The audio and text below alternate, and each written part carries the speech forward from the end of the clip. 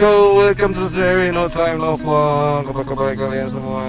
Semoga baik-baik saja. Dan kali ini kita mau keliling-keliling.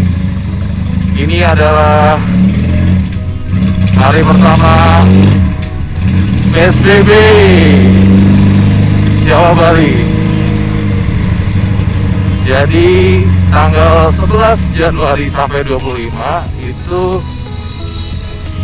ditetapkan sama pemerintah itu PSBB. Karena apa? Karena telah terjadi kenaikan penderita COVID-19 sebanyak 30%. Itu berawal dari libur Natal dan Tahun Baru kemarin. Jadi di kota-kota besar di Jawa dan Bali itu diberlakukan PSBB kembali. Aduh, emang agak-agak ini sih, ironis sih ya memang ya. Di saat kita sudah sedikit kendor ya, ternyata trennya itu luar biasa, Bor. Dan naiknya itu kemarin kalau nggak salah sempat menyentuh angka 10.000 lebih dalam satu hari. Gokil, gila sih itu parah sih emang. Too much sih.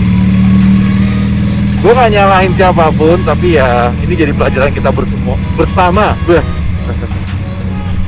Dan di awal tahun 2021 ini banyak banget kejadian yang aduh.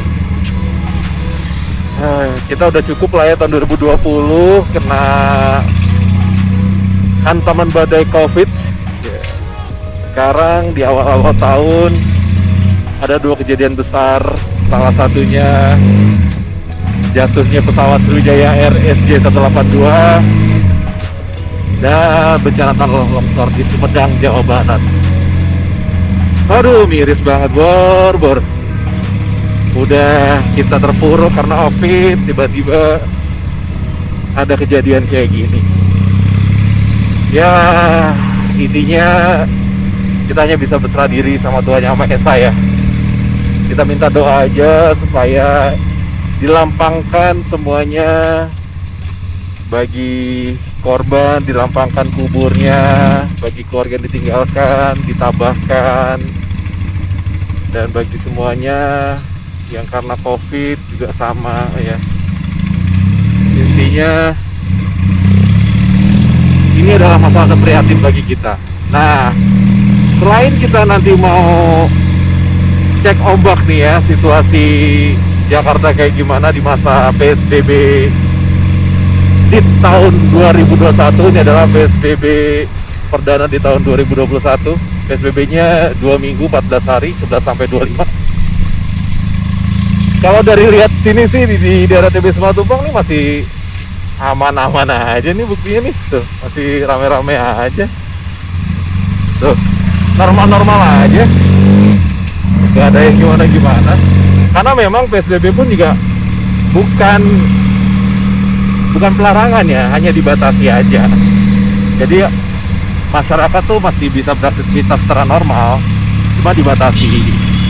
Yang tadinya misalkan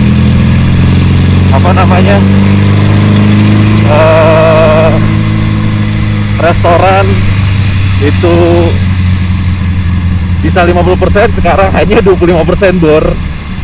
Jadi lumayan juga sih, 25% tuh gokil banget. Dan sekarang semua tuh tempat restoran dan segala macamnya ya, itu aja tutup sampai jam 7 malam. Untuk sosial budaya, kayak rekreasi segala macam itu boleh ditutup. Kayak Ragunan, Taman Mini kayak gitu harus tutup lah. Ancol juga harus tutup. Ini sengaja dilakukan oleh pemerintah ya, untuk menekan laju perkembangan COVID yang memang sekarang udah banyak banget mutasinya, Bor. Gitu. Tapi ya sudah, intinya ini kita lalui bersama, karena bukan hanya kita aja, seluruh dunia kayak gini. Bukan hanya warga Indonesia, warga dunia sudah seperti ini juga, kita fight. Oh ya gitulah. Nah terus untuk yang SJ182, aduh ini miris juga bor. SJ182 kemarin itu jatuh ya di perairan Laut Jawa, tepatnya di dekat Pulau Seribu, antara Pulau Laki sama Pulau apa gitu, tapi tidak terlalu jauh lah sama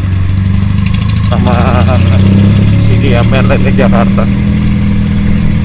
Masih belum tahu apa masalahnya, apakah kesalahan teknis kah, apakah cuaca buruk, tapi gue pengen sharing aja sedikit. Jadi waktu pas kejadian itu gue kan emang baru banget habis dari luar kota ya, gue ngelihat emang cuacanya itu emang ekstrim banget bor.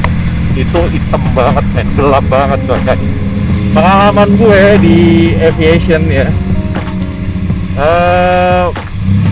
walaupun secanggih apapun pesawat ya, tapi kalau dihantam cuaca buruk ya kita mau nggak mau harus ngalah. Makanya kan kalau kita ngelihat nih dari status penerbangan di Flight Radar 24 itu banyak yang orange sama banyak yang kuning sama merah ya, maksudnya itu tandanya mereka delaynya itu parah. Delaynya lebih dari, kalau yang kuning itu dia delaynya antara 15 sampai 30 menit, sementara yang merah 30 menit sampai sejam 2 jam kayak gitulah. Nah rata-rata tuh mereka warnanya merah semua. Dan ya ini karena cuacanya mah parah banget. Gue pun juga ngelihat dan gue sempat mikir waktu itu kan, wah gila nih penerbangan, gue yakin pasti pada ini semua nih, pasti pada delay semua nih. Gila aja karena visibility-nya juga parah. Dan karakteristik awan itu sendiri ya, itu macam-macam. Jadi kalau kita suka nyebutnya itu cumulonimbus. Nah jadi kalau di radar itu ada yang warna kuning sama ada yang warna merah. Nah kalau warna merah itu udah bahaya banget, dan feeling gua ini warnanya merah gitu. Tapi habis itu udah dapat clearance dari ground clearance dari FTC dan dari BMKB, sepertinya aman, ada bolehlah terbang. Nah kalau ngelihat dari ininya ya, ritmenya ya, dari 10.900 tuh, jadi take off di 14.36, terus di 14.40 4 menit setelah take off itu baru mulai kan kita bisa ngelihat itu udah climbing. Terus sebenarnya dari awal itu udah normal, itu wajar lah, itu wajar ya, naik dengan not sekian, ketinggian sekian dan trackingnya sekian, itu wajar.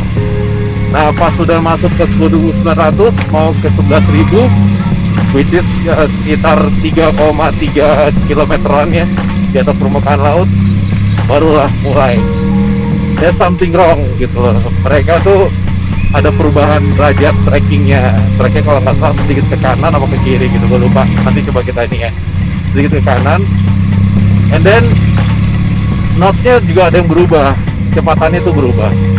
Jadi can you imagine gitu kan, ini terus altitude-nya, ketinggiannya dari yang 10.900 jadi drop. Wah gokil bor, dari 10.000 ke 8.000 tuh 2.500-an, itu kerasa banget itu. Nah itu biasa terjadi karena masuk ruang hampa, masuk awan biasanya. Nah pesawat itu kan sebenarnya canggih ya, pesawat itu memang sudah didesain secanggih mungkin untuk menghadapi cuaca buruk, tapi ya nggak ekstrim amat bor. Kalau misalkan makanya kan pilot tuh selalu menghindari cuaca yang buruk kan. Biasanya kita divert kemana kayak gitu. Mungkin dalam kondisi ini karena baru take off ya, full consumption-nya juga masih penuh, jadi dan ya 4 menit take off gitu loh, lo pengen manuver. Dan setahu gue juga pasti si pilot gue juga sudah memutuskan untuk bermanuver ya, untuk bermanuver ke menghindari awan-awan tebal. Tapi ternyata mungkin ya namanya sudah takdir ya, akhirnya ya beginilah terjadi. Dan pesawat kemungkinan stalling, ini posisinya stalling dengan kecepatan sekian, ini luar biasa menyeramkan sih dan menegangkan pasti di dalam kokpit atau maupun kabin pesawat ya. Ini gokil sih, dari 10.000, 8.000 langsung drop 2.500. Sorry, 250. Itu ngeri sih.